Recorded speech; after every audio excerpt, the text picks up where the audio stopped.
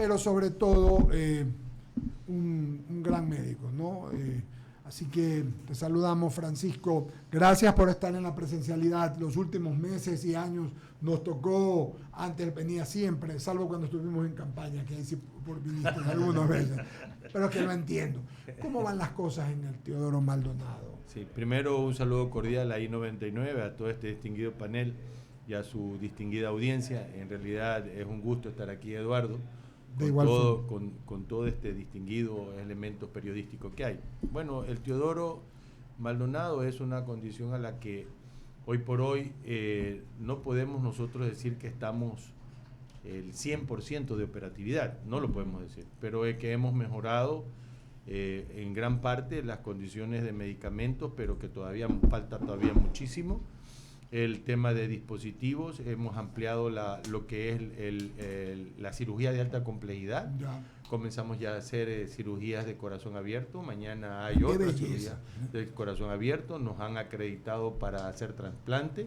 Anoche hubo una oblación de un paciente que lamentablemente tuvo muerte cerebral, pero esas muertes cerebrales que de alguna manera establecen ese sentido y que Dios lo tenga en su gloria, amén, sirven precisamente para salvar la vida de otros, ¿no? Oblación, yo sabía que la oblación es, por ejemplo, lo que te hacen en el corazón cuando tienes que ponerte algo. Estás hablando de una incisión sin que sea mueve. Por favor, explícanos. No, la oblación es la sacada de órganos que se conservan para poder brindarle a todo el sistema, o sea, de trasplante. Exacto. Ya, entonces, te ponen a ti en alerta porque este es un proceso bastante difícil. Primero que nos den la acreditación.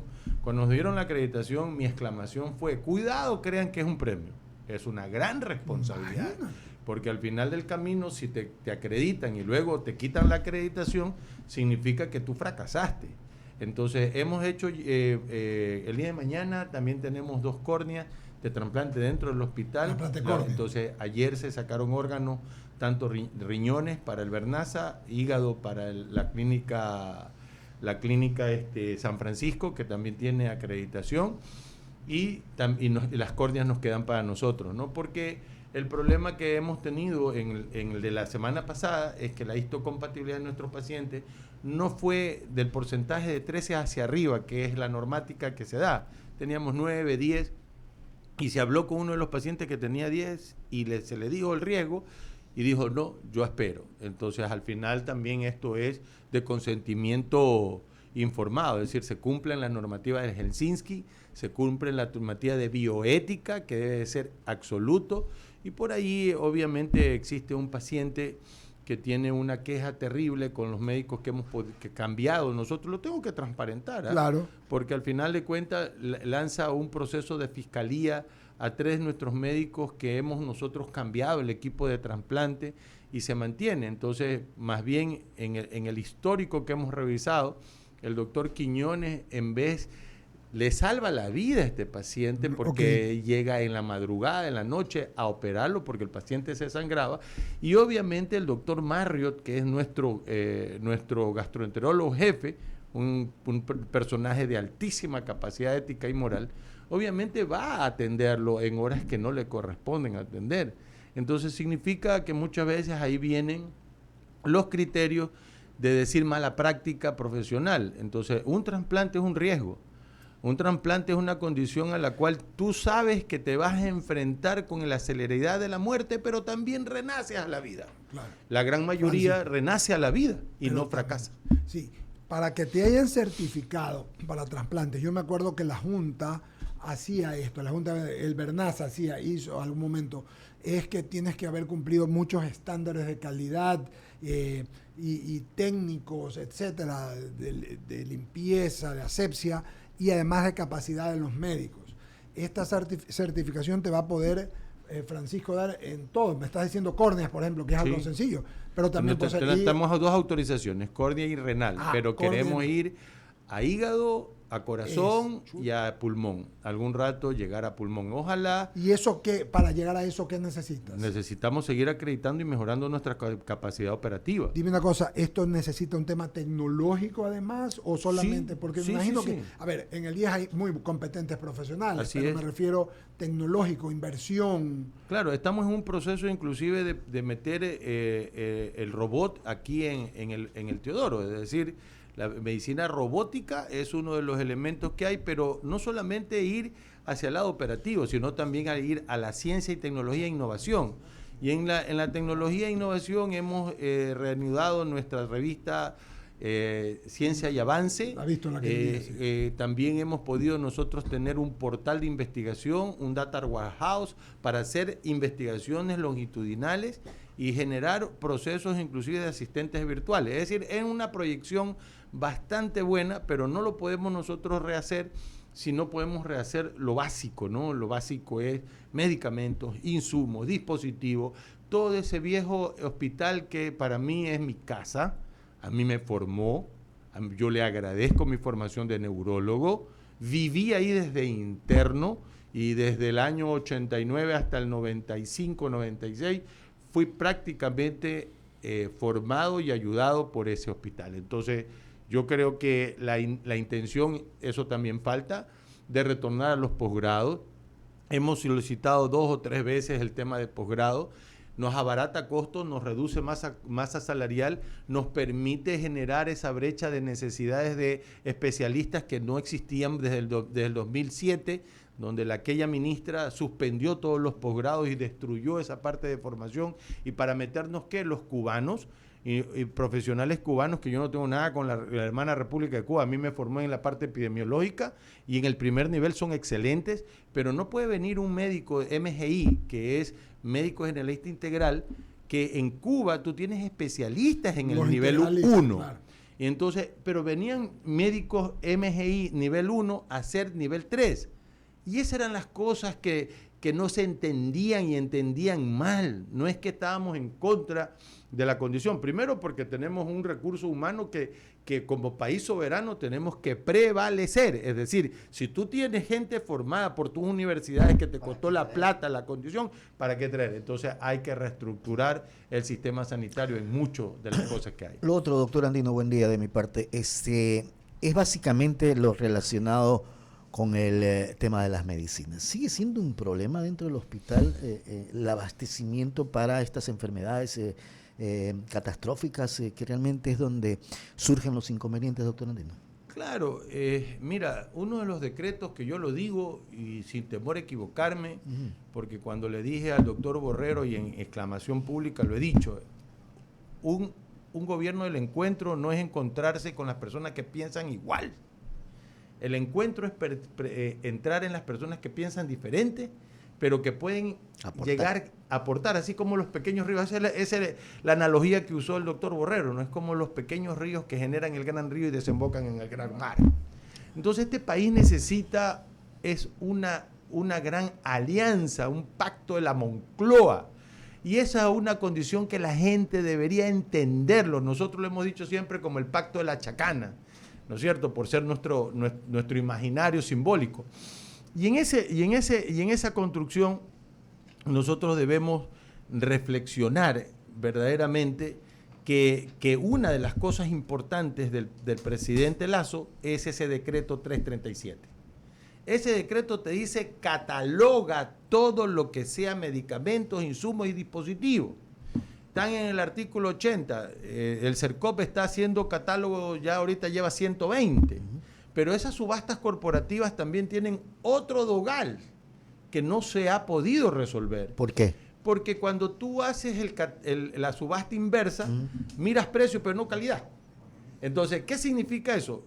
Decreto 1290, 13 de septiembre del 2012, presidente Rafael Correa Delgado. El gran constructor, el gran destructor de la salud pública en el Ecuador, elimina el Instituto Nacional de Higiene, y al eliminar el Instituto Nacional de Higiene, verdaderamente no sabemos qué consumimos en medicamentos, en cosméticos y no sabemos en alimentos. Es el basurero de la región donde vienen con un documento para certificar un registro sanitario.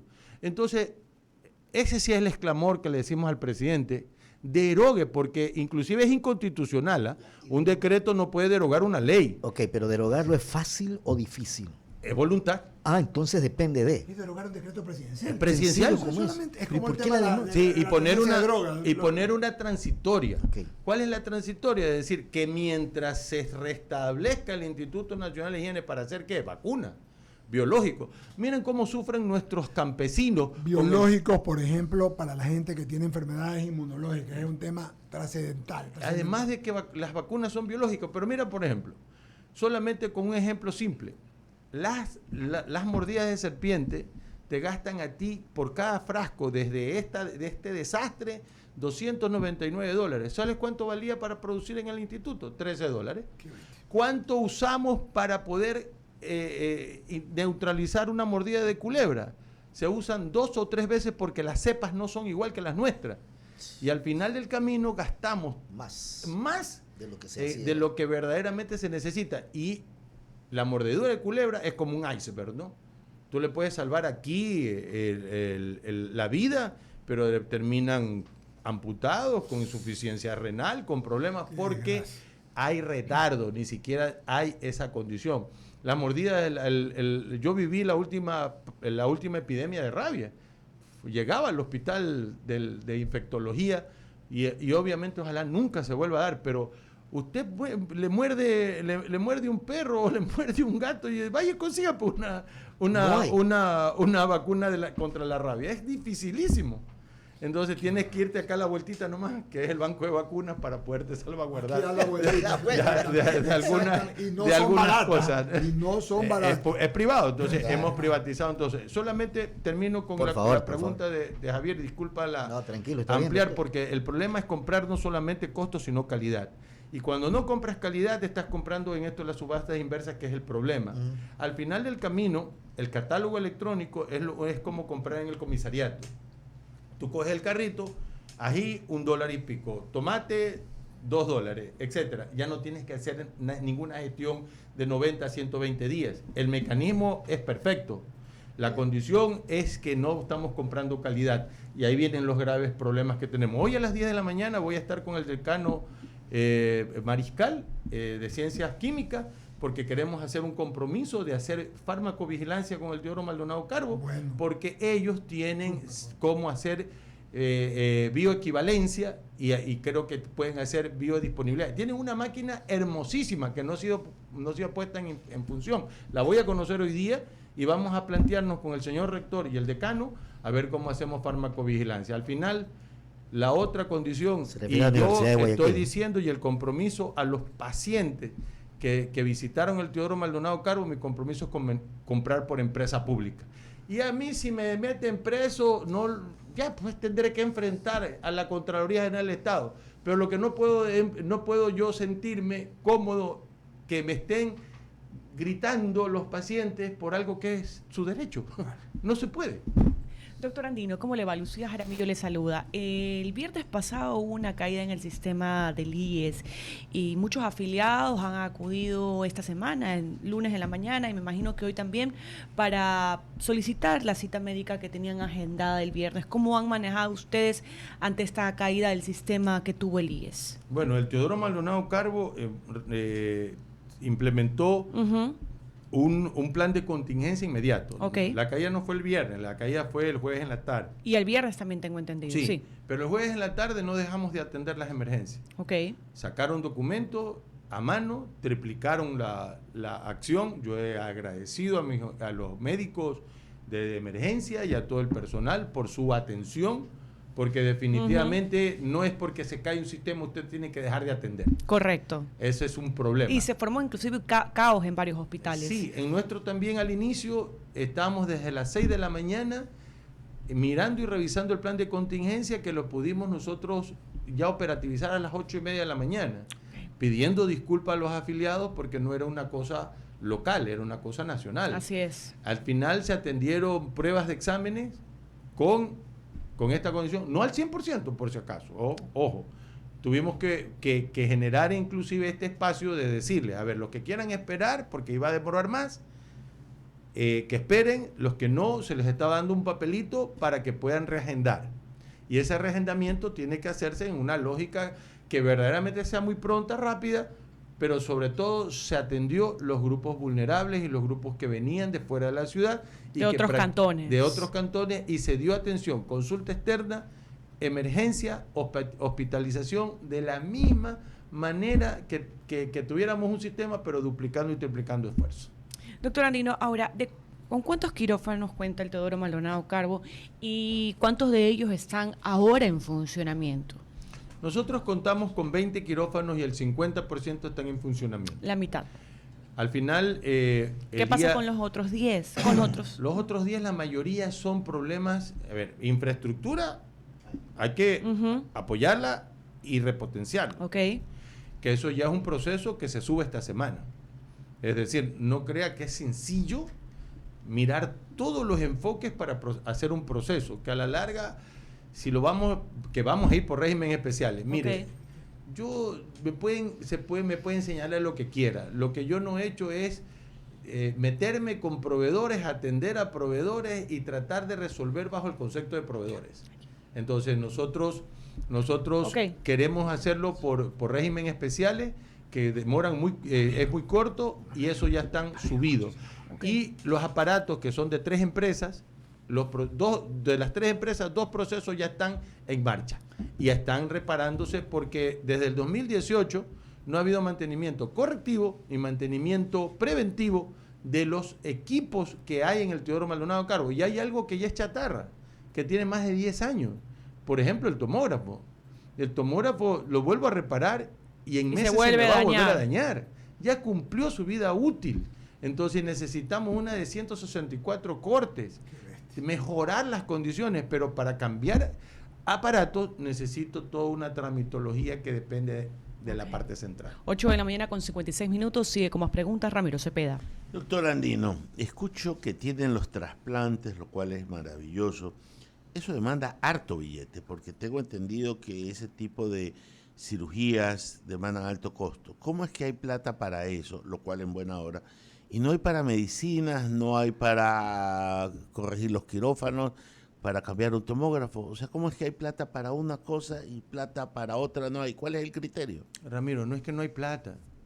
El problema es que hay un proceso engorrosísimo de tramitología para muchas cosas.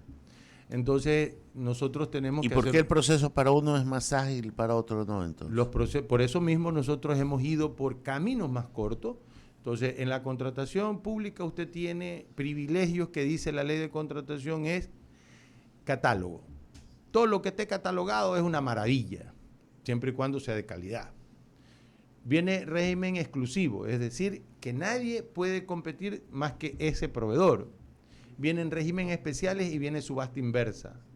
Cuando usted quiere comprar por subasta inversa 700 ítems de fármaco, no termina nunca. Porque inclusive ya nos pasó con Traculimus, Iberulimus, Infliximab dentro de la subasta inversa, porque así quería hacer el área requiriente. Yo digo, bueno, si ese es el mecanismo, háganlo. Se cayó, porque en el espacio del CERCOP también juegan las empresas. Usted en Diario Expreso salió una condición que dicen que la empresa contratada por el Teodoro Maldonado Carbo de limpieza tiene una base en Sauce. Oiga, yo no califico al proveedor. El proveedor tiene su CPC en el CERCOP. Yo no soy la superintendencia de compañías ni la superintendencia del poder de mercado. Viene un proveedor y participa. Los términos de referencia son los que yo tengo que vigilar que sean cumplidos. Y en la fase contractual que cumpla su contrato a debido tiempo. La ley y ciertos controles están hechos para la sinvergüencería. Claro, si es una ley puerca, hay que botarla al tacho de la basura. Okay. Ahí hay una condición a la cual nosotros tenemos que decir, hay deudas de la Asamblea, y en las deudas de la Asamblea está ley en salud, ley del CERCOP, Código Orgánico de la Salud, y restituir toda la institucionalidad del sector público en salud. Hablando de recuperar esa parte de la institucionalidad, insistir en algo solamente, ¿no? En el tema del Instituto Nacional de Higiene y Medicina Tropical Leopoldo Izquieta Pérez, porque yo sé, doctor Francisco Andino, que usted participó de algunas reuniones que hubo, ¿no? Al comienzo de la administración del presidente Lazo hubo algunas reuniones con el vicepresidente Alfredo Borrero. Básicamente, porque él en varias ocasiones nos expresó el compromiso de parte de él como vicepresidente de la República en urgir el tema. ¿En qué quedó? Miren, yo creo que ahí hay un complejo problema, ¿no? Y un complejo problema que recuerdo mi Ministerio de Salud Pública y la presencia de nuestro vicepresidente Alfredo Palacio. Entonces se entrega la funcionalidad, igualito, parecido, a Alfredo Palacio, la de salud. Y comienzan las divergencias entre la vicepresidencia y el Ministerio de Salud. Yo soy un tipo transparente que yo no tengo por qué mentir a la historia. La historia nos juzgará a todos y nos pondrá en el sitio que nos compete. Hubieron divergencias con Alfredo que ahora las hemos subsanado desde el punto de vista personal, médico y todo, y seguimos siendo unos grandes amigos con Alfredo Palacio y coidearios también, correcto. Pero lo mismo pasa, le pasa al señor vicepresidente. Con la ministra. Cuando tú, y es el pedido que yo le digo, voy a decir algo aquí que a la larga se lo dije a Lucio, ¿no?